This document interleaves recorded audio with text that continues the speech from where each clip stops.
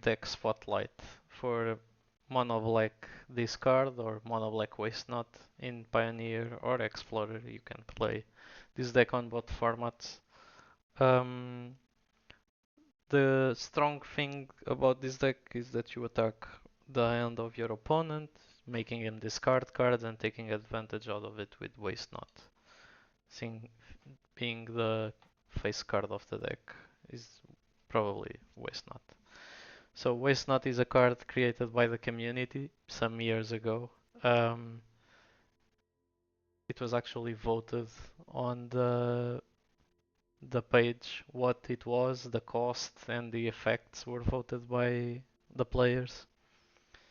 Um, and we did get this enchantment that whenever an opponent discards a card, if it's a creature card, you get a zombie. If it's a land, you get 2 black mana. If it's not a land and not a creature, you get to draw a card.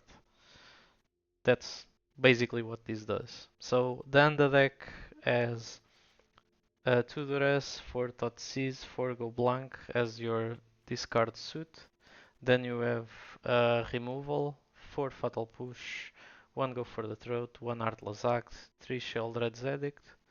Why do we have more edicts than this type of removal? Because uh, some threats in the meta have ward, uh, annoying wards, and because against 2W you want to be able to hit planeswalkers. Okay, so this only goes to creatures. You can make people sacrifice planeswalkers with Sheoldred's Edict.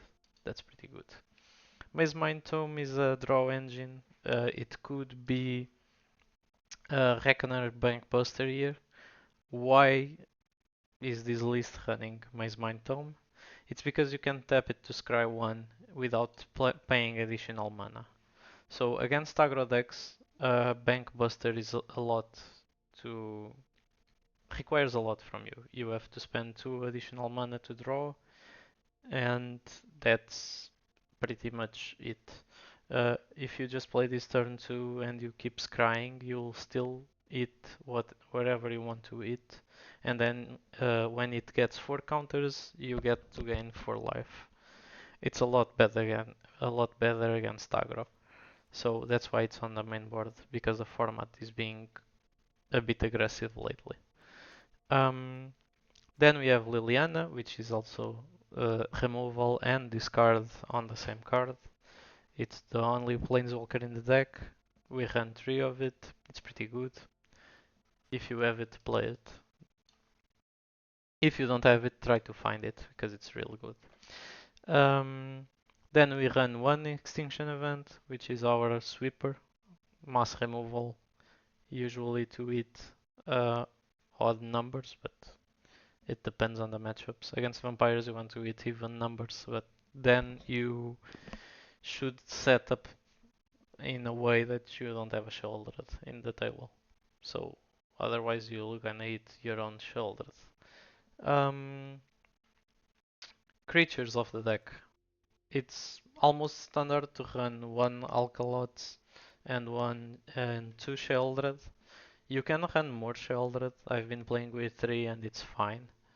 Then there are 3 slots in which you can play either Hostile Investigator, Karvek, or Kalitas. I'm running one of each, but most people run like 3 Hostile Investigators or 1 Karvek, 2 Kalitas, or some split of these 3 cards. I'm running one of each for content purposes, so I can show you what each one of them does in the deck when we are playing. But the deck list I was inspecting before making this one had 3 hostile investigators. This is a lot better for a meta where you expect people to play card advantage decks like Yorion, UW, control, any control variant. You'd rather have hostile investigator. Karvek is also card advantage engine. Almost every card in your deck does crimes. and Karvek takes advantage of that. Kalitas is a lot better if you're preparing to go to aggro environment because Kalitas is amazing against aggro. It's amazing against graveyard decks because whenever the creature die, it is exiled instead.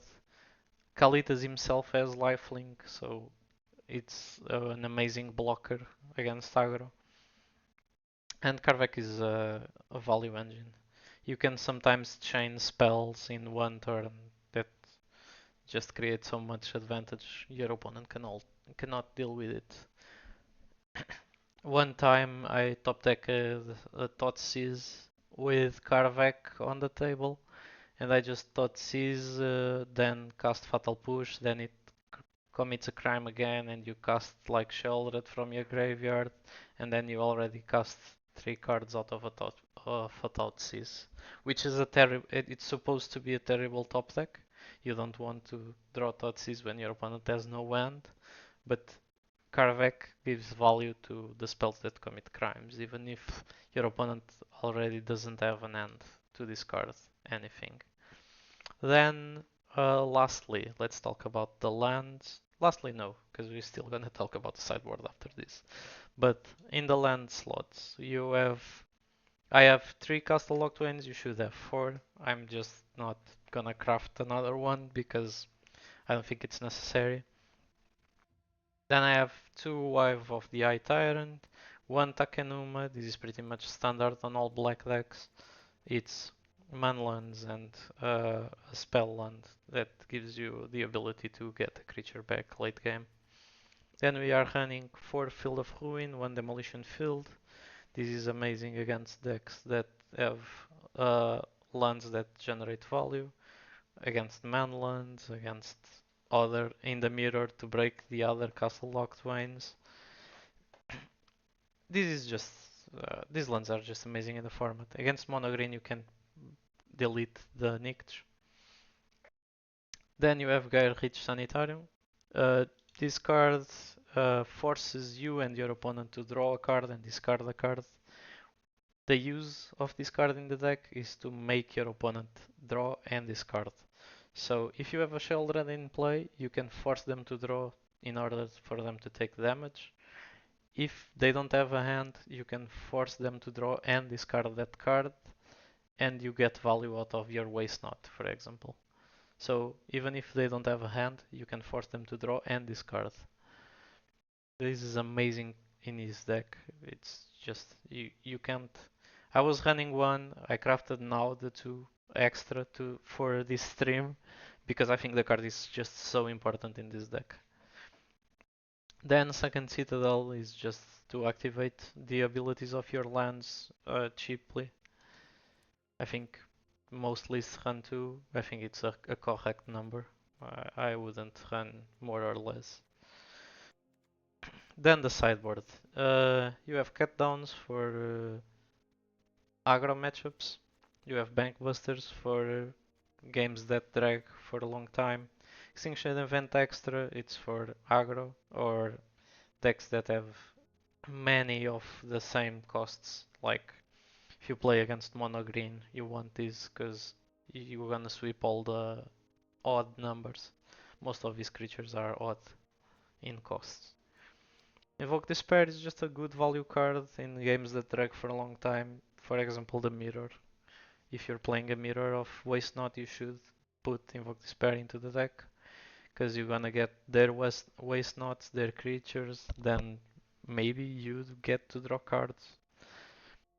This is a pretty good card in the Mirror. Duress, pretty self-explanatory. If you're playing against a deck that has a bunch of uh, non-creatures in their deck, you want Duress. Feed the Swarm, it's a removal that also goes to enchantments. You can run this in the mirror also to delete their Waste Nots. Or against aggro, if you think you need more removal than the cut downs, sure, you can put the Feed the Swarm. It's an okay card. Path of Peril is against aggro decks, and especially against Amalia because everything costs 2 or less, or almost everything costs 2 or less. And then we have also Knight of the Dusk's Shadow, which is also against Amalia because your opponents can't gain life. This stops the combo of Amalia completely. Even though you're probably gonna make him discard everything and sacrifice all creatures, this deck is very well suited to play against Amalia. Now, meta-wise, I think this deck is very well placed right now, especially if you're playing Explorer. The reason being this deck is very good against uh, OW control, it's very good against creature decks.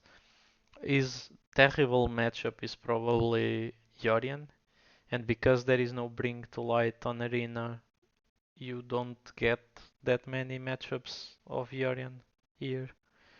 Um, so this is probably a very good deck to play Explorer. If you're playing Pioneer, this deck is also very good. Beware of Yorion matchups. I think Yorion is a really tough deck for this one to beat because they get a bunch of card advantage. And unless you close the matchup really quickly, you're gonna have issues against them. Because Up the Windstalk draws them a lot of cards. Niv is also a big source of cards for their hand. They have more draw than you have discard, unfortunately. That's how the matchup goes. I don't think this is very good against Yorion, unfortunately. But um, you can still try to beat them. It's not like 80% for Yorion. It's a lot closer than that. But the matchup is not really good. So I think that's it for the deck tech. Let's put some games in.